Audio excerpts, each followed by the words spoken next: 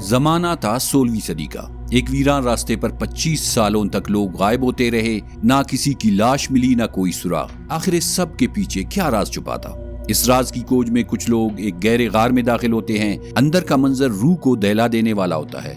चारों तरफ इंसानी जिस्म के आज़ा लटक रहे होते हैं, नमक लगे सिर, बाजू, टांगे। अगर आप जानना चाहते हैं कि इन सब के पीछे कौन था, उनका अंजाम क्या हुआ, तो हमारे साथ रहिए। अस्सलाम वालेकुम, मैं हूं मलिक काशिम। आज हम आपके लिए एक और सच्ची कहानी लेके आए हैं, जिसे सुनकर आप जरूर सोचेंगे कि क्या इंसान इस हद तक भी दरिंदा बन सकता है। ये वो कहानी है जिसके वहशत के चर्चे हॉलीवुड तक पहुंच गए। तो आइए कहानी की तरफ बढ़ते हैं। 22 जुलाई 1977 को the hills have eyes release हुई। बाद में सिक्वेल और फिर 2006 में रिबोट वर्जन। फिल्म के कहानीकारों ने सोनी बीन की कहानी से असर लिया, जिसमें आदमखोरों का एक खानदान 25 साल तक हजारों लोगों की जानें लेते रहे। फिल्म के दोनों वर्जन्स एक जैसा रास्ता दिखाते हैं। एक आम खानदान सफर पर निकलता है और सुनसान सहराई इलाके में पहुंच जाता है। ना लोग, ना आबादी, ना मदद, सिर्फ गर्म हवाएं, खामोशी और खतरे की गूंज। वो ईंधन के लिए रुकते हैं और एक मकामी आदमी से शॉर्टकट के बारे में सुनते हैं, लेकिन जैसे ही वो उस रास्ते पर मुड़ते हैं, हवा बदल जाती है, रोशनी मदम हो जाती है, साए लंबे हो जाते हैं। वो सीधा गात में दाखिल हो जाते हैं। नोकीली कीले सड़क पर बिछी होती है, टायर पट जाते हैं, धूल उड़ता है, शोर बुलंद होती है, फिर अचानक खामोशी छा जाती है। यहाँ से मुसीबतें शुरू हो जाती है। हर कदम पर खतरा, हर सांस में दहशत। खानदान के अफराद एक दूसरे से अलग हो जाते हैं और अचानक आदमखोरों का एक ग्रोह सामने आता है। वो उन पर हमलावर होते हैं। खानदान के कुछ अफराद को वही बेदर्दी से कत्ल कर दिए जाते हैं, बाकियों को गार में घसीट कर ले जाते हैं। इसके बाद पता नहीं चलता कि आगे क्या हुआ। फिल्म जानबूझकर ये वाजे नहीं करती कि वो गार से जिंदा निकल भी पाते हैं या नहीं, क्योंकि असल खौफ अंजाम नहीं, बेयकीनी होती है। ये तो थी इस मौजू पर बनने वाली फिल्म का एक सीन, मगर हकीकत इससे कई ज्यादा खौफनाक और दर्दनाक थी। असल कहानी 16वीं सदी का है। स्कॉटलैंड के वीरान साहिलों पर एक शख्स सोनी बीन अपनी बीवी ब्लैक एग्नेस डिगलिस के साथ घूमा करता था। डिगलिस सिर्फ उसकी साथी नहीं थी, बल्कि उसके जराइम में बराबर की शरीक थी। मकामी लोगों में मशहूर था कि वो जादूगरनी है। तशद्दुद उसका पसंदीदा मशगला था। दोनों के पास कोई मुस्तकिल काम नहीं था। वो समंदर के करीब रहते और मुसाफिरों को लूट कर अपना पेट भरते थे। एक दफा लूट मार के दौरान उन्होंने एक आदमी को कत्ल कर दिया।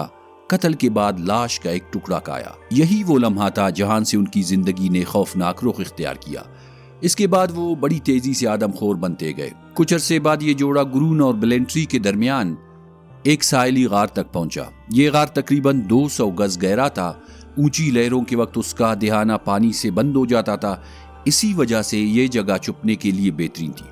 उन्होंने इस गार को अपना मुस्तकिल ठिकाना बनाया। वो दोनों सुनसान रास्तों पर गात लगाते, मुसाफिरों को रोकते, लूटते, फिर कत्ल करते और आखिर में लाशों को गार में ले जाकर अपना खुराक बनाते। इसी गार में उनके बच्चे पैदा हुए और बड़े हुए। उन्होंने कभी आम दुनिया नहीं देखी, ना उन्हें पता था कि इंसान किस तरह रहते हैं। उनके लिए इंसान सिर्फ शिकार थे।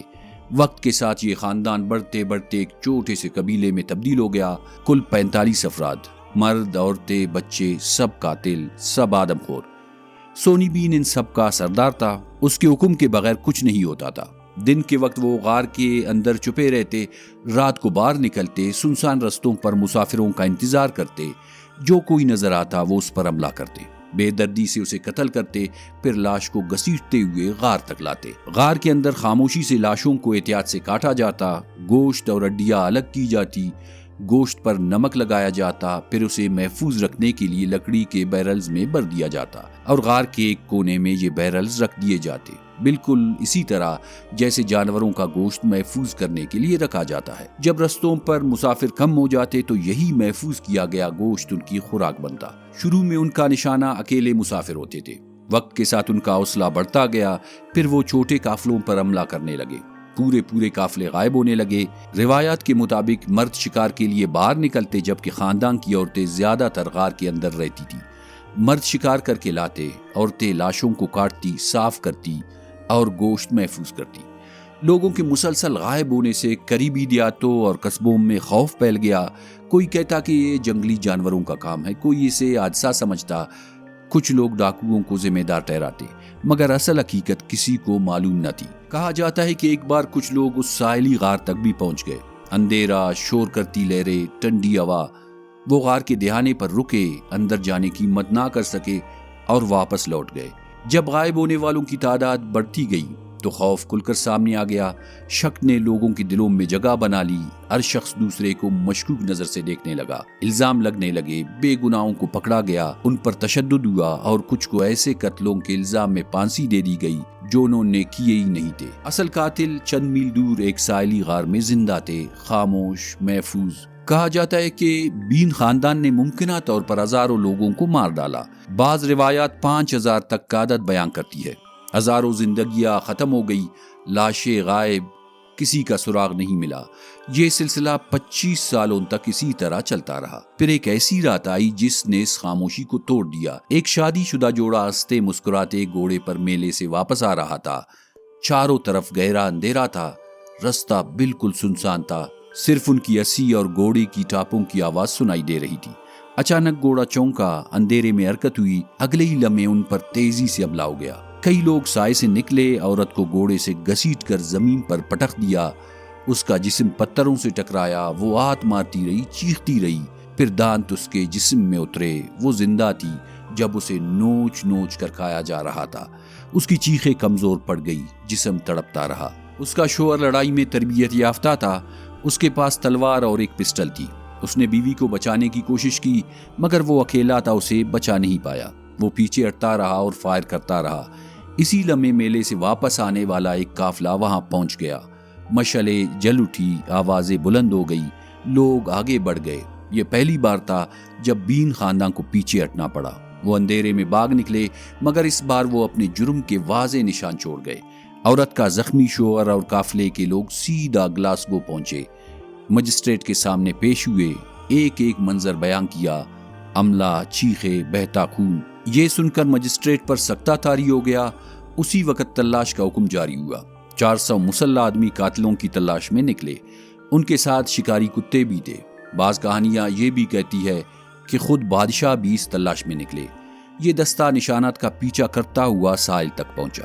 یہ لوگ اس چھپی ہوئی غار تک پہنچ گئے۔ اس کا دہانہ پرسکون تھا، ایسے جیسے اندر کچھ نہ ہو۔ کچھ لوگوں کا خیال تھا کہ غار بہت گہرا ہے، اس میں کوئی نہیں ہوگا۔ ان کا خیال تھا کہ آگے بڑھنا چاہیے، لیکن وہ آگے نہیں بڑھے۔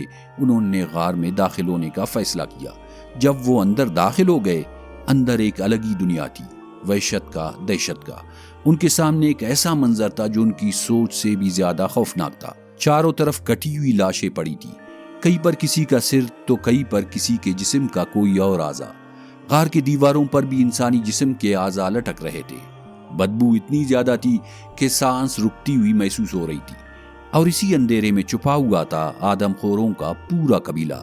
کچھ روایات کہتی ہے کہ تلاش کرنے والے اس منظر سے اتنے خوفزدہ ہو گئے کہ فوراً غار سے پیچھے ہٹ گئے اور غار کے دہانے پر بارود رکھ دیا۔ دھماکہ ہوا، غار بیٹھ گئی اور قبیلہ اندھیرے میں زندہ دفن ہو گیا۔ لیکن یہ روایت مستند نہیں مانی جاتی، کیونکہ وہ غار آج بھی موجود ہے اور اس پر کسی دھماکے کے آثار نہیں ملتے۔ زیادہ قابل اعتماد روایت کے مطابق جب آدم خوروں کے قبیلے نے لوگوں کو دیکھا تو ان پر حملہ آور ہو گئے، لیکن وہ بہت جلد قابو میں آ گئے۔ اس طرح پورے قبیلے کو زندہ گرفتار کر لیا گیا۔ مرد، عورتیں، بچے، سب کو زنجیروں میں جکڑ دیا گیا۔ انہیں ایڈنبرگ لے جایا گیا اور جیل میں بند کیا گیا۔ ان کے جرائم اتنے وحشیانہ تھے کہ قانون کا رستہ اختیار نہیں کیا گیا۔ فیصلہ ہوا کہ ان کے ساتھ وہی سلوک کیا جائے گا جو وہ برسوں سے دوسروں کے ساتھ کرتے آئے تھے۔ اگلے دن سونی بین سمیت 27 مردوں کو گلاسگو لے جایا گیا۔ وہاں لوگ انہیں دیکھنے جمع تھے۔ سب کے سامنے بے دردی سے پہلے ان کے ہاتھ پیر کاٹے گئے، پھر جسم کے باقی اعضاء الگ کیے گئے۔ انہیں تڑپا تڑپا کر بدترین موت دیا گیا۔ وہ چیختے رہے، چلاتے رہے، رحم کی اپیلیں کرتے رہے، مگر ان پر رحم نہیں کایا گیا، بالکل اسی طرح جیسے وہ لوگوں پر رحم نہیں کاتے تھے۔ انہیں تڑپا تڑپا کر بدترین موت دیا گیا۔ مردوں کے بعد عورتوں اور بچوں کی باری آ گئی۔ ان کو باندھ کر زندہ جلا دیا گیا، جیسے جادوگرنیوں کو جلایا کرتے تھے۔ بعض روایات کے مطابق مرنے سے پہلے سونی بین نے چیخ کر کہا، یہ ختم نہیں ہوا، یہ کبھی ختم نہیں ہوگا۔ یوں 25 سال بعد اس آدم خور قبیلے کے ساتھ خوف کی حکمرانی بھی ختم ہو گئی۔